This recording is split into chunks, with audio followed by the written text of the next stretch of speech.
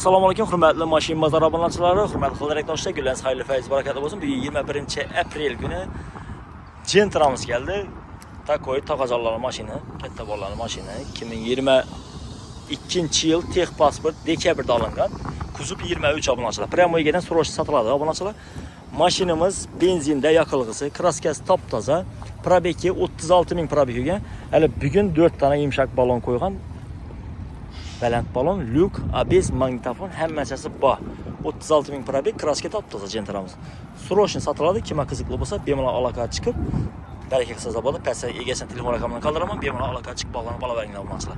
Qara Gentra 2022 dekabrda olingan, texpasport 23 kuzov. Yana ichlar robmoy holat paketini. Evakropoliklar, abagreklari bor. Mashinamiz holati zo'r. Lyuklari bor, 36 ming probeg. Xo'p, mashinamizga keladigan bo'lsak, obunachilar, bahasi 170 million aytib turibdi. Kelishtirib beradi ustida obunachilar. O'zingiz telefon qilib savdolash masalasi bo'ladi. Lekin 170 milliondan baholar shiqqi baho obunachilar.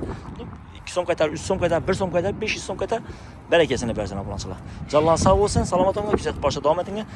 Shu Gentra izlagan obunachilar bir like bosib, do'stlarga yo'qolmay shu videoni obunachilar. Tarqalishdan yordam bersangiz, bag'oyat xursand bo'lar edim. 2022 170 million so'm. Benzinda